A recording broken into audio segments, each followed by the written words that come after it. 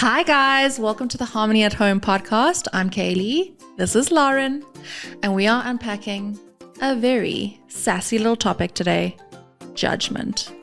Get excited. And I think when it comes to judgment, right, we have all been faced with it, like from other people, ourselves. So we have to admit we are guilty of dishing it out as well. Yeah, no, listen, I can give out a scoff like the best of them. So it's all rounder, this topic. So we're not throwing shade on other people because we also need to look at ourselves and our own behavior in this dynamic.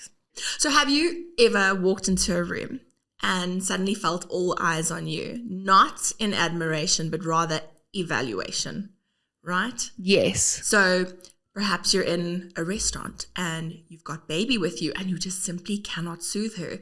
Or you are in the middle of the mall and your toddler throws down an epic meltdown. Yes. Or you are heavily pregnant carrying a coffee. Eyes on you. Heaven forbid, right? Yeah. So judgment, whether it is silent, whether it is spoken out loud, judgment in motherhood is more prevalent than I think we realize. 100%. And, like we spoke about last time about our bodies as well. So we may now walk into events and walk into rooms and we just don't feel ourselves. Yeah. We don't feel as beautiful, as put together. And then we fear that other people are judging us. And they might not even be. But we have that preconceived. Also a little bit of an insecurity thing. 100%. It's a reflection of our own insecurities when we feel that way, when nobody's actually even looking at you, but because we feel so shit, we assume somebody's going to validate how shit we look and feel. Right. And they don't. They don't even care. No. Exactly. And it's almost like we're looking for that validation. Yeah. And so in today's conversation, I think we are going to look at, topic of judgment in motherhood, where it comes from, what it does to us, and, how to deal with it. And also trying to shift that lens from judgment towards compassion, not only for ourselves, but for others as well. I think compassion is the healing element of judgment. And understanding. Judgment is so easy, but understanding's hard. Yes. Coming from a place of understanding. Like, even though you don't understand, help them help you understand. Exactly. Like, just have that. And I think that's a huge part of compassion. Yeah. So now judgment, where does it come from? Because I want to know. Right. So, where does it start rather? I think let's start there. So in your experience. It started from the moment I announced I was pregnant. Exactly. So pre-birth judgment is creeping in. Whether it was, you shouldn't be drinking coffee. When I got the go-ahead from my medical professional practitioner, gynecologist has done this 1,000 times and said, you can have a coffee, Kayleigh. Yeah. Whether it's your birth, a vaginal birth versus a C-section. Epidural, none. Epidural, no epidural. There's a huge bit of judgment there. I had judgment so Brody was transverse, so he was sideways, and my gynae just said, look, we probably should book a C-section. I had wanted to try a natural or vaginal birth. And eventually I had prepared so much for a C-section because this boy wasn't moving. And I had so much judgment of people saying, but why didn't you get them to move him? Like, have you seen how painful that is? Right. I don't want to do that. And I had mentally prepared for a C-section. Yes. And 5 days before my C-section, he moved. Oh my, what? And they were like, why didn't you go for the naturals? Like, I wasn't prepared. But and it was fine. And it was beautiful. I had a C-section. It was the most amazing experience ever. It was the most beautiful moment. Exactly. There is beauty in all forms of birth, right? Yeah, but C-section is always the easy way out, right? Of course. I mean, being filleted like a fish is the easy way out. Walking after major surgeries. Oh no, like traumatic. Yeah, that when you first stand up. You feel like you're about to fall apart. Actually, yeah, you just rip in two. But like you were talking about that and, with your experience, and something that popped into my head was assumption. Is that people kind of assume that you are taking the easy way out or for whatever, whatever decision you've made. I 100% did the second time. Oh, yeah. Like, I chose that C-section. Right. I chose that C-section. It was a planned C-section by my own choice. And I loved it. And that is so important, I think, being confident, and I think we'll get to that a little bit later as well, is being confident in the decisions that you make. Because if you are confident and sure of that decision, then you will not sway with the opinion of other people. But do you feel like the judgment would hurt less? It would irritate you less if you were so confident? Yeah. Like, you would hear it and it would be background noise, but you just brush it off your shoulder more. Yeah. But it's very difficult to get to that place, right? It's so difficult. I mean, I think we all sort of care about what people think. No, we do, right? Yeah. I think it's just, but I think because judgment also, it goes to our self-worth. Because if we feel judged, it stings in that part, and there's self-doubt, and we doubt ourselves. And there's the big one, are we good enough? Are we enough as, mothers, as people? And it's a really difficult place to be when we're stuck there, doubting our enoughness. For sure. And that's what judgment does. But circling back to assumption, I think people think they know. They assume, and especially with you being in the public eye, people assume that, oh, she chose it for this or chose it for that. And that's just kind of the downfall of judgment, right? Yeah. That's where it goes. And I think people need to lean into curiosity more. So, and I know you are an open book. So people, if they were curious, they could, message you and go like, what's this about? What, so getting curious before casting the judgment, I think is important. Yeah. But I think that's also, people want validation for their own beliefs. But just because you don't agree with somebody doesn't mean you're right. Exactly. Just because something that somebody's done offends you and you're judging them on it doesn't mean you're right. We may all be wrong. Yeah. But it's the assumption that your way is the only way. Exactly. That's a bit like, really? Can we not? Some people are so stubborn, right? Can we not? Cannot be moved from their opinion. No. Yeah. And that's why I think it's important to be confident and assured in your own standing. It takes a long time, though. It does take a long time. Only after my births am I that way. And even going forward, I'm sure there'll be things as the kids grow, right? Yes, the judgment keeps piling. What age should you send them to school? Yeah. Are you sending them to the right school? Recently, I've actually got judgment from loved ones based on the school that I sent him to, sent Brody to, because it's not 5 minutes down the road. Yeah. I don't mind. I'll travel because I loved the school. And I feel comfortable sending him there. But the amount of side eyes and why would you do that? And sure, I'll have a vent every now and then that I have to sit in traffic in the morning to take him to school.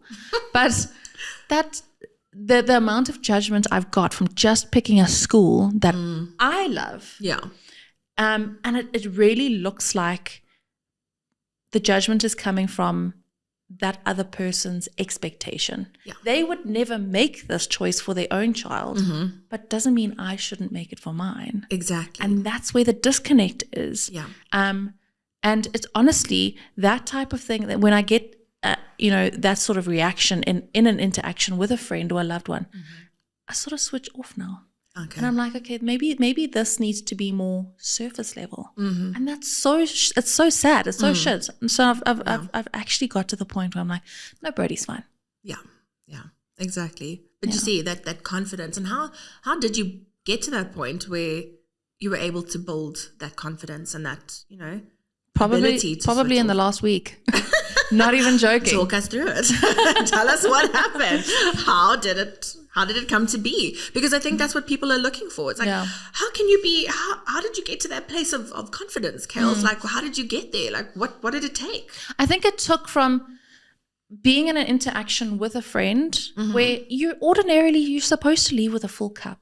Friends are supposed to fill your cup and they're supposed to make you feel good. For sure. And I left feeling drained and so crap about myself and questioning things I never questioned before, but based on their expectations of how their life should be, was sort of put into what my life should be. And I sat there and I was like, I was not upset about this when I first, entered this interaction. I now am. Why? Yeah. Am I upset or am I just reflecting what they're upset about? Exactly. And when I sat there and I was like, actually, I can't do this anymore because I'm creating issues that were never there. Yeah. But because somebody else would, in my shoes, have an issue with them based on their own personal choice, their own expectations. Yeah. It was a really tough pill to swallow, but that was with the day. I was just like, I need to just be a bit surface level. Yeah. And that's a difficult place to get to, and especially with, and it's hard because I am an open book. Trust me, I'll meet you in a coffee shop. If we get chatting, you will know my whole life story by the time you finish that coffee. That's what everyone loves about you, right? And it's so hard because I just want to share everything. Yeah. I'm that drunk girl in the club bathroom that's like, oh my God, your hair is so beautiful. I love you. Let's take a selfie. But now motherhood. Okay.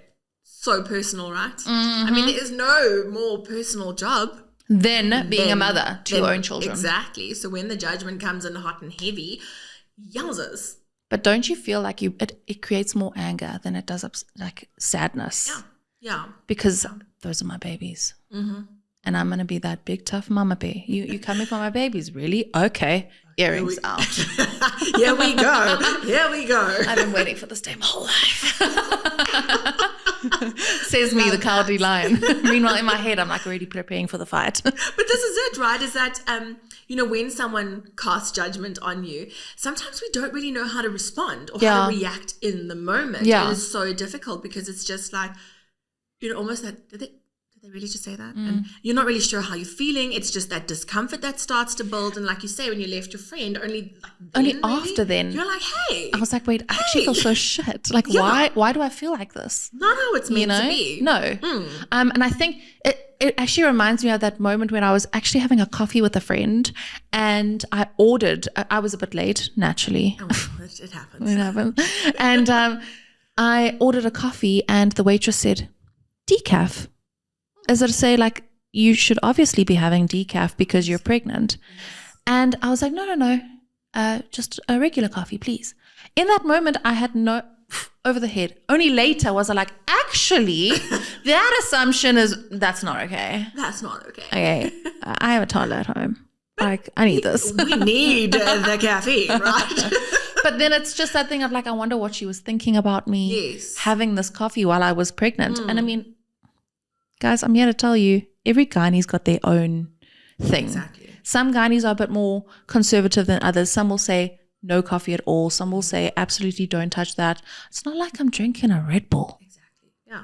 It's a minimal 200 ml coffee per day measured out. It's okay. And that's the thing, is that you have chosen your medical team. You trust their advice. And I think that's why it is so important to find a medical team that resonates with you and your beliefs and what you want and the outcome of your pregnancy. So, but the assumption is that I actually don't know anything. I've never opened a book. And these people need to tell me that what I'm doing is wrong because I haven't done my own homework.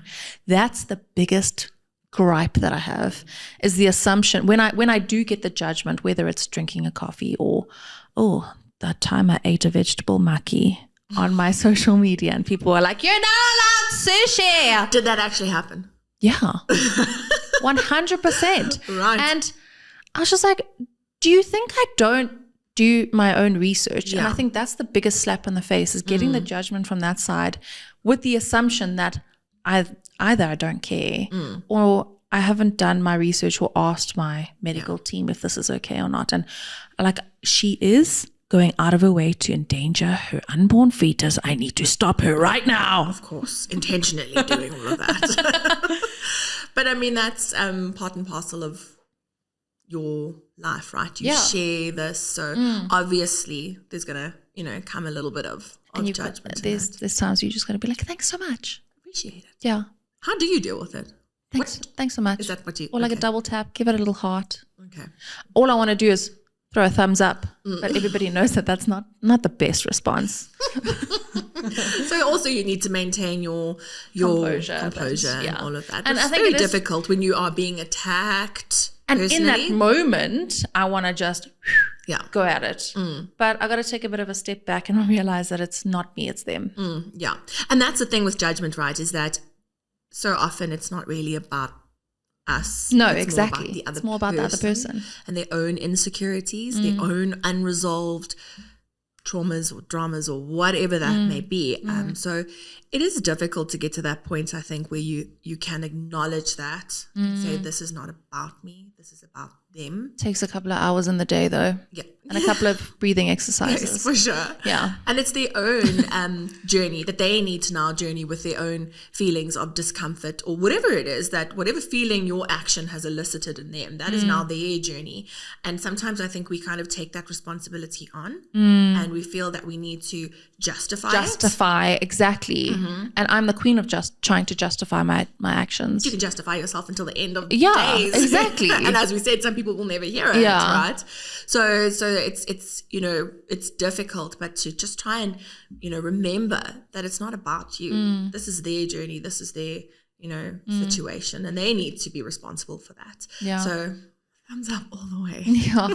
There was actually, I think the start of the turning point, because I'm a bit of a yes man. I'm a bit of a pushover. I care what people think.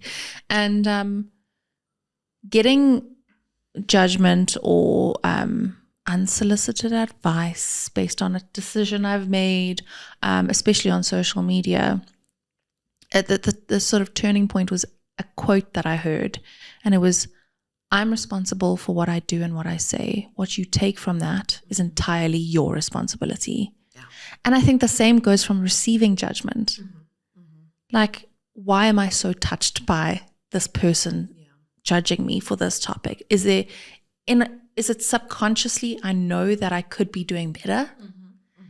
So it is. It's a bit of a it's a long-winded. It is, you know, and it can become quite toxic. I think. But like we said, to ask yourself, to be curious about, okay, so now somebody attacks you for, let's just say, screen time. Okay, let's go with screen time.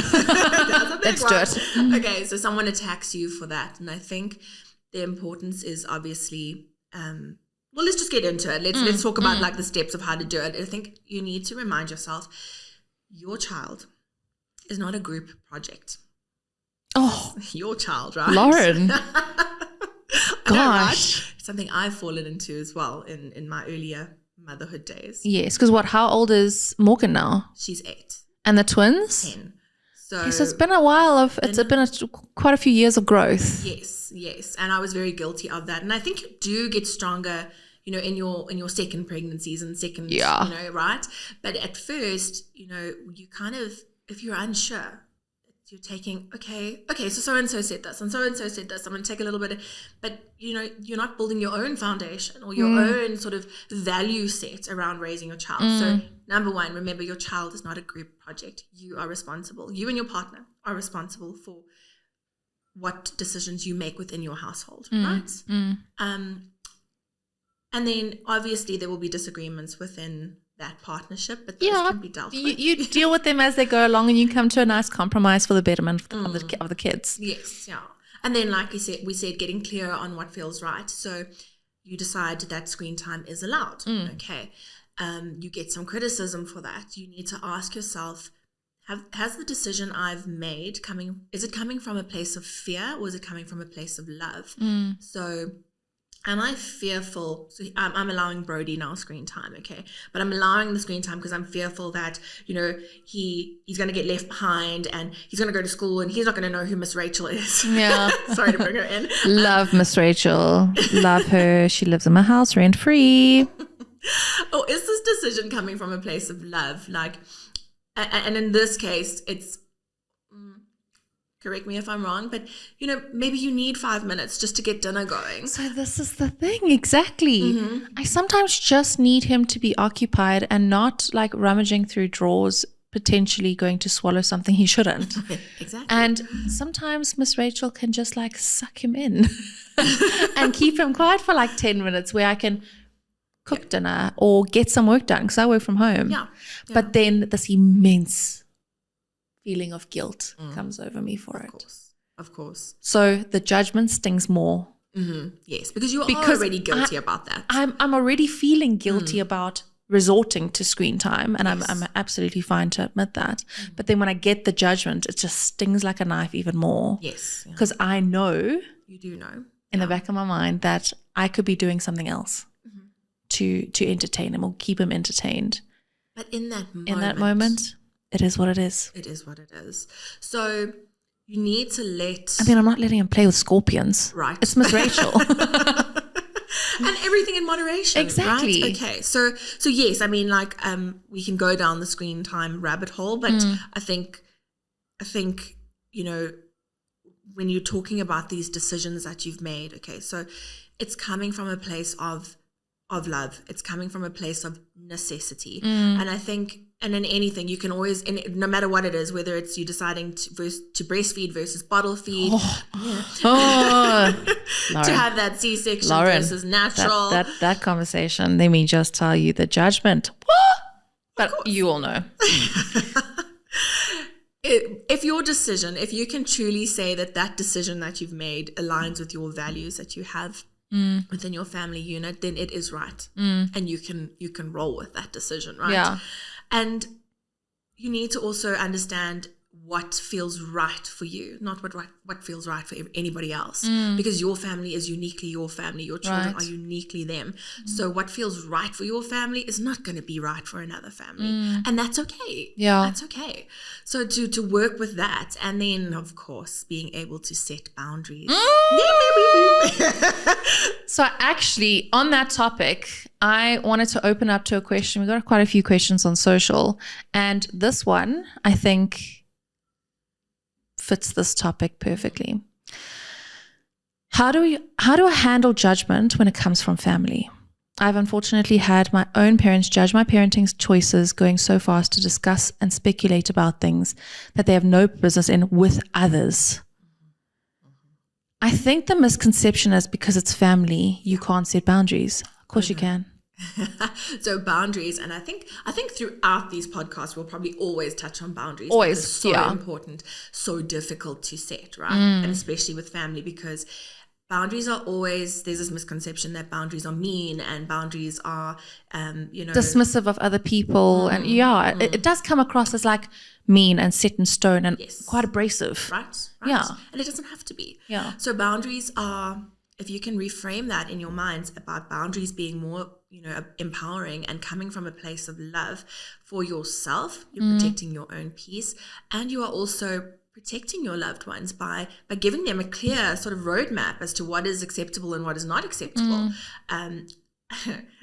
They will not always follow these boundaries. No. Just, you may need to repeat them 1, 2, 3, 4, 5, 600 times, but they are there, you are clear on them, and you voice them. Yeah. Because, if you're sitting in the space where you're not, or you're afraid to, or you're uncomfortable to, then you're never going to resolve it.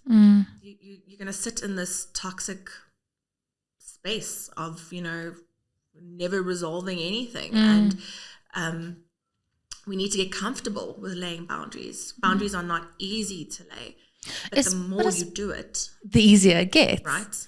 But what happens in the case of a new mother, newly postpartum, hormones up and down? We spoke to Lynette about what biologically happens in their body. Yes. They are not in the position to be setting boundaries or, rocking the boat or doing anything. You turn to your partner. Yeah. That's what I did. I turned to Marco. And we set a boundary, and my folks were absolutely chilled with it. Like, they were like, whatevs. Whatever suits you. Right. And sometimes that's the most surprising thing, is that once we lay that boundary, and it's actually quite received quite well sometimes, because just like children, we need a roadmap. Exactly. And like, my son needs structure. Yes. Sometimes people need structure around you too. For sure. Sure. But and I know we go into setting a boundary thinking it's going to automatically come with backlash and a fight, and to hear that yours was received so beautifully. Yeah. Beautiful. And I mean, we had my folks and Marco's mom in the hospital. Marco's dad lives in Cape Town. But if he was here, 100%, both sets of parents at the hospital. When we got home, no one for 2 weeks. Right. And that was your decision. That was mine and Marco's decision. And it was more Marco's decision because he wanted this opportunity to bond with his son. Yeah, He'd never done this before, and he didn't want outside noise. Outside noise irritates him. Yeah. He wanted to learn and figure it out by himself. And we stuck to it. I would have just been like, okay, cool. Come on down. That's all right. Even though and he you're was like, no. exhausted and, and all the communication went through him. And he was like, no, not ready. I'll let you know. Love that. I could have never done that. But for me, he knew I was in such a vulnerable space. Yeah. I was bleeding. I was recovering. I was leaking. I was crying. And now all of a sudden I must get dressed and entertain. No, thank you. No. So that is so beautiful to hear. Yeah. So to give that power, not power, but to give that responsibility. Well, I knew my limits in that moment. And he was like, okay, I got you. Yeah. So give it to your partner. If they're the stronger of the two, and trust me, they probably would be. Yes. They're not having that hormone fluctuation that you're having. Yeah. Give it to your partner. Yeah. So different the second time around. I was like, anybody who wants to come over and take care of any one of the children, come please. It is different, right? Because it's so just, you've got to do the balance, right? Yeah. So that's so lovely to hear. And I think that's empowering for people that, But there it is, it's the assumption that it's going to go completely pear-shaped if you decide to lay a boundary. And boundaries can be just so simple. You acknowledge the other person's. I know that that's coming from a good place, or I know that you mean well, but this is how we've chosen to do it. Thank you. And it can just literally be as simple as that. You can rephrase that to suit whatever situation. Also, as the recipient, don't take it personally. It's not about you. Don't make it about you, because it's not. Yeah. So anybody who has an offense, you're just making it about you. Like, don't be selfish. Don't be that person. Don't be that guy. Come on. Yeah. Come on. And I think before laying a boundary, and if you are concerned about it going pear-shaped or how it's going to come out, and as you say, maybe your partner's not there to support you in that moment. The power of the pause in motherhood. Yes. The power of the pause. So somebody says something. They've overstepped that boundary. They've issued you some form of judgment. Breathe. Pause. Because that is going to give you the ability to respond intentionally as opposed to react emotionally. Yeah. Because when someone lays out that judgment, you could just sit there and absorb it, and then, like you said with the situation earlier, you walk away and then there's this ugly resentment. Or you're going to be that person who's going to fly off the handle because, wow, it's just really struck you and it's hit and it's uncomfortable. And you don't want to be in that space, because then, it becomes a messy conflict. Yeah. Power of the pause. Pause, breathe, take in that judgment, criticism, whatever it is, and decide how you're going to respond. And it allows you to be intentional, to come up with that boundary. And even if I know this sounds crazy, but even if you have to sit at home and practice saying these boundaries out loud to the mirror, to yourself, do it. Yeah. Be comfortable with that, because when you deliver something like that and you're not so sure and you're uncertain, it's going to come out that way. And then that impacts the receiver right on the other person's end. I'm guilty of that. I just fly and it doesn't come out right. Yeah. Right. So it is difficult, and it's, when it's family, we want to balance that. We want to protect the emotions of our extended families, but it's important to preserve and protect your own peace, your peace and your little immediate family's peace. Don't you find that pause sort of stirs something in the person who's just given you that judgment? Because they start to feel a bit uncomfortable, like, oh shoot, what did I just say? Right. Yeah. So it's a very powerful tool. I need to get better at that. Yeah, and it takes time. I'm not the immediately fly into conflict. I am the cowardly lion. Yeah. But I'm the people pleaser. Yes. Like, oh, I've upset you. Meanwhile, that they're just gaslighting me, and I will just feed into whatever it is that they want in that moment. Like, I'm so sorry, and I see you, and I understand that this is how you feel. Why do I do that? Right? That is hard to give up. It is hard. But I think on some level we also think when we're in that zone and we're doing the people pleasing, I think there's also some sort of like self-preservation in that, if I could say, where we think that we're almost protecting ourselves, because, well, if we're people pleasing, surely we cannot be judged, right? Because we are, we're neglecting our own needs and serving everybody else. Oh, that's deep. Wow. Right? Yeah. Yeah. So it's a level of protection, but I think it's a false sense of protection. It gets you nowhere. It's got me nowhere. I'm just a better target at being the fall guy for people's problems. Yeah. Yeah. Like if there's something else going on in their lives, I'm the target because I'm the easy one to take it, and I will absorb it, right? I'll absorb it, and I'm the one who always apologizes. So most people in my life that I've had a conflict with, it's not about what I've done. It's about what's going on in their lives, but they need validation from somewhere. Yes. And they know I'm the one to apologize for making them feel like this or having them feel like this. Like I'm always going to validate your feelings. Just because I don't think that you should have responded in that way doesn't mean I'm not going to validate how you feel. And I think that's the response that they crave. So I'm the target. Always. Not a great place to be. No, my husband, it irritates the living daylights out of my husband. He's like, grow a backbone. Yeah, so what are you doing about it? Yeah. What are you doing about it? Because I think motherhood... Hiding. Burying my head in the sand. While you're, building reserves, right? Yeah. Because I think motherhood also, it forces you to be strong, right? Well, yeah, you know. And I know that you are obviously in early days of motherhood, but, you know, it does force you to be strong. It forces you to find that strength that you didn't know you had. So I have no doubt that you will be building on that strength as you journey through this. Yeah, you know? I definitely need to, because God, it's exhausting. It is, right? It is so exhausting. So talk us through judgment that you have received. Like, I know we spoke about obviously the C-section or the coffee, the sushi, okay, the birth, the school. What else? What other judgment? Has it been different with Blair? It has been, because it's not my first rodeo, and people are they're more reluctant to give me a piece of their mind when I've done this before. Yeah, right. And I mean, look at Brody.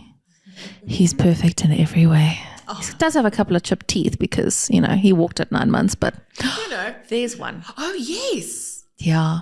Yes, that is like, that's a biggie. You faced quite a bit of a judgment around that. A bit of judgment on that because he didn't crawl long enough. Oh, how dare he? What was he thinking?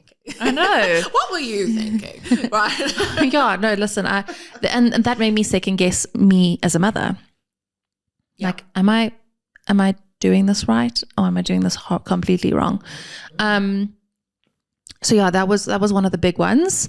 The breastfeeding, formula feeding, and I touched on this on my socials a few days ago because somebody said to me, you know, how do you prepare to stop your breastfeeding journey? And I was like, I don't think I'm the best person to give this advice, because my breastfeeding journey ended because of my mental health. And nobody knew that, but they'll assume that I did it because I'm just, I don't know, selfish and I wanted more time. And if you need more time because you're a parent of multiples, then that's fine. Yeah. You know, they came out of your uterus. They're your responsibility, not anybody else's. Exactly. You're not feeding them a Red Bull. Like, it's okay. Yeah, each to their own. Each to their own. Yeah. So I would say, around that. And what else? So I feed him. Oh, like I'm okay with sugar. Yeah. That is what it is. If he goes to a kid's birthday party, he beelines for the fruit because he gets sugar at home. Yes. You know, he's not. You've heard those stories, like where kids are, you know, then they aren't allowed sugar at home, and then they're released at the birthday parties, right? And then, you know. And this is something that I learned from a long-term friend of mine. Her son's 8 now, and I noticed it with him. Like, if he's at a party, he's just like, where's the strawberries? Where's the watermelon? Where's this? Where's that? Because he gets sweets at home if he wants them. And I just followed suit. I thought that was brilliant. Yeah. And some people are like, no, you can't give them sugar. What do you mean? Or the judgment about not making everything from scratch. Okay. Yeah. Like their food and their solids journey. You get a few. What else? Using a bouncer. I had Blair in a bouncer this morning. Oh, good. She was loving that. She was having such a joy, but there's such a thing about bouncers and their hips and their this. And so there will be, with every single situation, every decision that you make, there will be a label, there will be a stereotype, right, assigned to that decision. So no matter what you decide, you've got to be prepared for somebody not agreeing. Right. And that's okay. And someone waiting in the deep, dark corners of social media, ready to. But that's why I address them good and proper right then and there. Like, I like to call them the fetus police. fetus police. The fetus police, because they started when I was pregnant with Brody. And I acknowledged them, like, fetus police, I know you're there. Hold on to your horses. I'm about to irritate you. How angry are you right now? And they then stay in their shadows and remain silent. So that's worked really well. Nice. Yeah, just acknowledge that they are there. Just acknowledge, yeah. Also something that you were saying just now about, just for example, the not preparing food from scratch. And obviously I think this can relate to a few other things, but do you think that there's also an element of shame sometimes that is elicited when people call you out on certain things? Like, I'm like shameful because I'm not the mother sitting and cooking from scratch. 100%. Or, you know, there are times I've actually felt to... so like, am I really cut out to do this because I haven't, you know, prepped their food and I'm not feeding them all organic, and judgment takes you to that horrible place. It does, and it makes you second guess yourself as a mother, and it's awful. Yeah. And you know, you touched also on your decision to stop breastfeeding, and we don't have to go there if you don't want to, you're not comfortable, but you made the decision because of your mental health. Can you talk us through that? So I what I thought was baby blues. So when I had Brody, I was euphoric. Absolutely euphoric. I used to hear about the hormone dips. Never felt that. I used to hear about the baby blues, crying. I did cry once because I thought about him getting married and leaving me, and he was 6 days old. But other than that, everything. But also, let me give you context. Brody was a unicorn. He slept through from day dot. He fed beautifully. Okay, well, you're gonna make many of us jealous. Yeah, no, well, my boobs didn't work, so we can't have it all. And I did not have what a lot of my friends in the same space had. And I actually touched on this in the first episode, where I didn't believe that it was something that could affect somebody like me, because I'm resilient. Yeah. And we actually spoke about this before the podcast. I've lived with anxiety my whole entire life. My whole life, before it was even a diagnosis. So the people in my age group who have anxiety, we've got very unhealthy coping mechanisms, but we get through. Yes, yeah. So I figured that couldn't possibly happen to somebody like me. I'll just brush it off and I'll move on, because I mean, I live in a state of up here all the time. It's okay. Yeah. And then I had Blair, and it was very different. Very different. I 100% physically felt that hormone shift.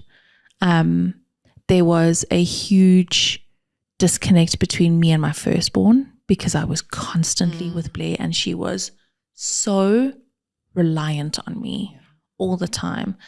She wasn't latching. She did not want a boob. She only wanted a bottle. So I'm sitting there pumping. I saw a lactation consultant, because I was like, you know what? No, I'm going to make this work this time. I'm going to stick it through. I saw a lactation consultant. We actually tricked her to breastfeed. Okay. I had a feeding tube in a bottle of expressed milk. Okay. I had her latched, and I would trick her into thinking that the milk was coming from my boob. All right. So that I could still breastfeed and try and get her to think, okay, well, I'm going to get more. Yeah. Only to realize that she actually had a flow preference. Okay. It was too slow. And eventually it was sort of okay, but the stress of going through that, it made it 10 times worse. Then I'm not spending a lot of time with my son. Then I'm completely disconnected from my husband, because he's taken on Brody. I've taken on Blair. I'm in quite a bit of pain with a C-section. I can't pick my son up for 6 weeks. I can't. There were so many aspects that happened the second time round, and I think I just broke. I was like, what am I doing here? I actually might get a little emotional. That's okay. But it was a hard time. Yeah. And I look back on it and wish I gave myself a little bit more grace, because there was a lot going on. And I think I had psyched myself up so much to make the breastfeeding work this time. And then when it didn't, I was so disappointed in myself because there is that judgment. Like, of course. Why didn't you just stick it out? Why didn't you just make it work? And I eventually had to make the decision for myself and for my son and for my daughter, because I was a shell, an absolute shell. And I was so disconnected, and it was just something that I had to do. Yeah. And people don't see that. They just see, oh, your formula's the easy way out. Yeah. The judgment that comes with that. Yeah. And already they're not seeing all the moving cogs that are going on behind the scenes. I can see, thank you for sharing that with us, despite, how emotional and raw it is for you still. Yeah. Yeah. And in terms of mental health post baby, do you believe there's judgment around that as well? I do think so. If people haven't experienced it themselves, they sort of believe that it's an excuse. Until they get hit with it and they're like, what is wrong with me? And somebody goes, you need to take better care of your mental health. And they're like, what? What do you mean? That's no. Yeah. So yeah, I definitely think so. Yeah. And even, like, you're supposed to just suck it up, buttercup. Exactly, right. Yeah. Just get on with it. Yeah, you're the mom, you chose to have kids, just suck it up. And I think some people also have this perception with medicating, and, the moms who decide to medicate for the depression or anxiety and all of that. Get it, honey. Yes, 100%. 10 out of 10, recommend. But they too will receive that judgment. Yes, they will. Yeah, and I've got a lot of friends who have received judgment around their own personal journeys, but sometimes you got to do what you got to do. You got to do what's right for Yeah. you, right? And then, just hearing your story, I think it's so powerful, because you were going through all of that, and behind the scenes, that was all going on. And I think if there are other moms who are going through that now, to resonate with that, maybe, certain things are slightly different, but they'll resonate with the core feeling of that. It's just like hopelessness. And I think that is reality versus expectation, is having this expectation that it's going to be different this time. And then when it's not, and you're already in that very vulnerable space, for it to all come crashing down because it didn't go right this time. And having in the back of your mind the judgment you received the first time when it didn't go right, like not wanting to open the space for people to judge you again. And it then happens, and you're like, oh, I'm such a failure at this. I'm actually a failure. Yeah. And that's, another thing to talk about, I think, today, is this need to be perfect, this desire for perfection in our motherhood. What does that even mean? What is that? Exactly. What does that even mean? And when we do not attain it because it is impossible, right? Then we go into that zone, like you said just now, like we are failing, and we're not failing. We're human. We're human beings with a million different moving parts, in our families and in our lives, that we're just trying to keep, abreast of, and it's difficult. Excuse the pun. That's a mom joke. At least you can laugh. Okay, so I think it would be interesting to talk about the inner critic as well, because so we're talking about judgment from others, and just to look a little bit also, we have looked at it, but look at that self-judgment that we give ourselves, and this inner critic that we all have, inside of us, and some have it a little bit more louder than others, and how do we work with that? And do you have an inner critic? Absolutely. Right. Okay. Absolutely. Off the top of my head, my inner critic came out recently when I snapped at my son. He's 2. Yeah. He lacks the developmental maturity to put my needs before his. Yeah. And I snapped because he wasn't doing what I needed him to do, and he would far rather played in the dog's bowl with the dogs outside on the coldest day of the year while sick. And I had such a day. I was pulled from pillar to post. I had Blair crying because she's now teething. She's cross-teething. She's got 2 coming. She's congested. She's sick because her brother made her sick. And I'm lacking sleep. I'm completely just delirious at this point. And I just need something to go right. And it wasn't. And I snapped at him, and immediately judgment. Yeah. Like, how could you do that? He's a child. He does not know what you're trying to, he's still developing, you know, and you have to teach them how to regulate and how to listen and how to, you know, and in that moment I felt like such a shit mom. Yeah. Like, how dare I? Yeah. And I sat on the floor because he got such a fright and he started crying. We both sat on the floor, rocking each other back and forth, regulating each other in that moment, because I think he knew mommy was a bit upset, and I knew he's probably terrified of me at this point.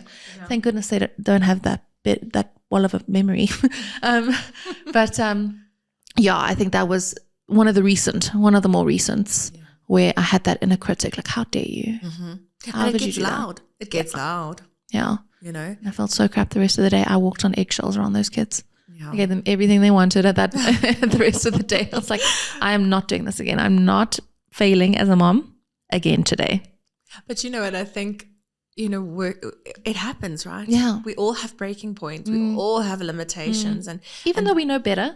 Yeah. No, we do. Like, but, you know, we all reach that point. And I think it's so important to take a step back and acknowledge that, okay, I made a mistake, and change the conversation around that. So, I should have been more patient with Brody. Yeah. No, I could have been more patient with Brody, but I'll try again tomorrow, because we've got to practice a bit of compassion for ourselves in those moments. Yeah, so important. We are going to mess up. We are going to make mistakes. We are human beings. We have, you know, many different things impacting our lives at any given moment. So, you know, practicing compassion for ourselves is really difficult. It's not something that we're taught, right? Yeah. Be kind to myself. How? Yeah. How do you do that? Give self a hug. But, you know, truly, you know, acknowledging I made a mistake, and you said it yourself. You went straight into repair mode with him, which is so important. So I made the mistake, move into repair mode.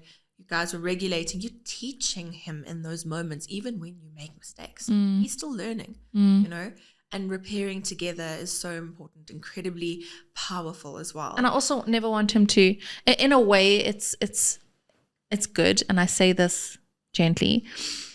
I never want him to think I'm perfect just because I'm his mother. Yeah. And I want him to see me make mistakes because I want him to be comfortable when he's older to come to me with his mistakes. 100%, yeah. Because if I'm this perfect person and I never make a mistake because I'm the mom, and the chances of him feeling comfortable coming to me, somebody who probably wouldn't even relate, slim. Yeah. So I've got no problem with him seeing me imperfect. Yeah. And that's beautiful. I mean, that's real, right? Yeah. That's the real. It's still hard though. Still hard. Can go south quick. Exactly. But I think, you know, there's power in that. And you know, when you do have those moments, to also ask yourself, we've got to get curious with ourselves, right? So we're not just these monsters who are exploding and behaving terribly. Like, what is my unmet need? Because more often than not, there is an unmet need. So, and you named a number there. You were tired. You know, the day had not gone to plan. You just needed a minute to, you know, do X, Y, and Z. So what is my unmet need in this moment? Well, it's rest. Okay, I'm going to have that conversation with Marco and say, I need to go to bed early tonight. Can you help me put the kids down? Or whatever it may be, whatever that looks like to you. So not just, you know, I think as moms, we often always just say, I'm just going to carry on, just soldier on. Like, just, you know, until you completely break.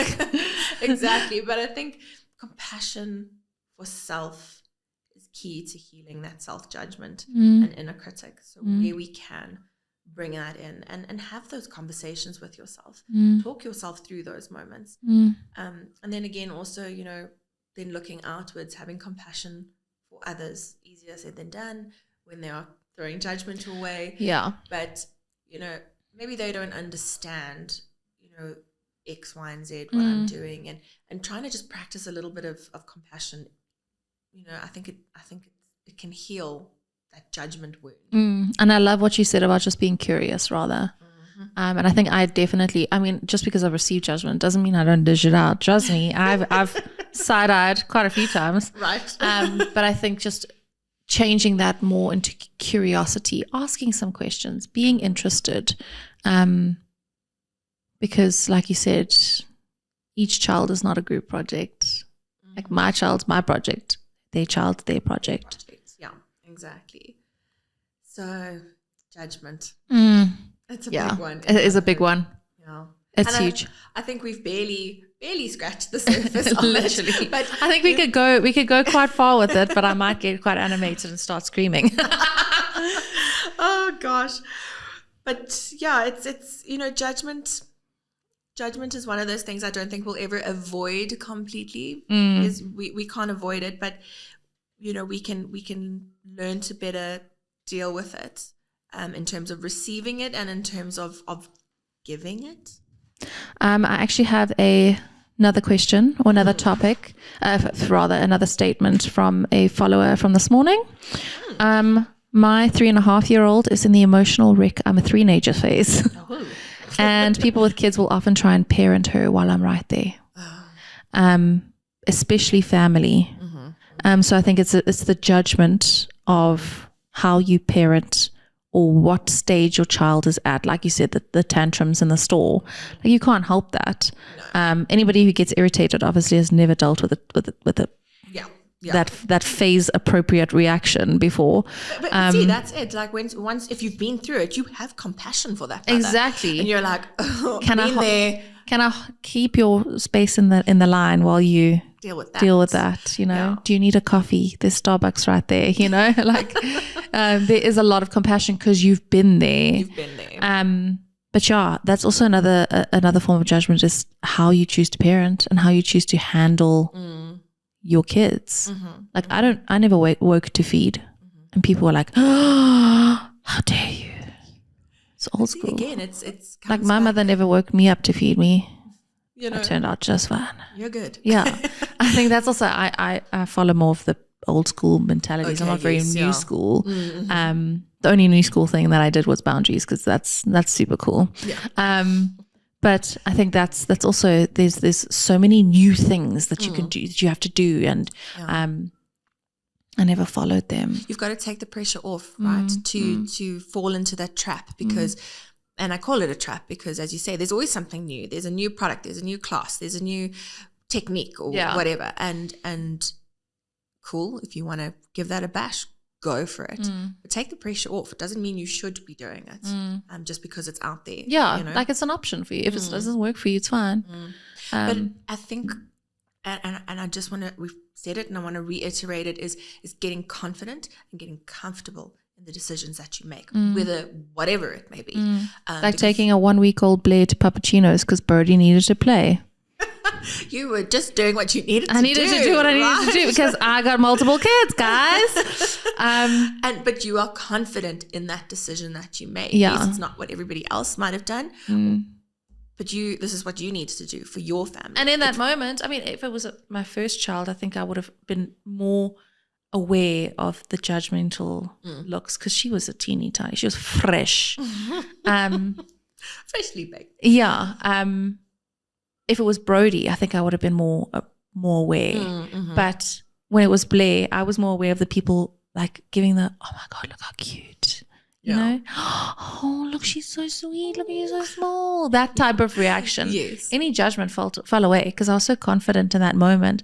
There's this like, I can't even explain. I mean, there's this like superpower confidence that comes with that second baby. It's like, I've done this before. Anything you say does not affect me. We're okay. Exactly. And I wrote this down because I want to say it right, but judgment in motherhood is loud. So we hear the judgment coming at us left, right, and center. We hear it loud and clear, but your intuition and your confidence needs to be louder. Sure. That's how you work through the space, right? Sure. So you need to trust your instincts, trust your ability as well, and turn out the voice, tune it out. And that's I think how we progress through judgment. Just being confident in everything we do. Thanks, Lauren. Thanks, Kayleigh, and I hope that everyone has enjoyed today's session. I'm going to call it that. And thank you to everyone who has been listening and has been sending us feedback on the podcast. We love to hear it. So please engage with us. Please send us your thoughts. Send us the topics that you guys want to talk about, because, let's get real. Let's do this. Like Kayleigh said, I think right in the beginning, no topic is off limits. 100%. So yeah, that's us signing out. Bye.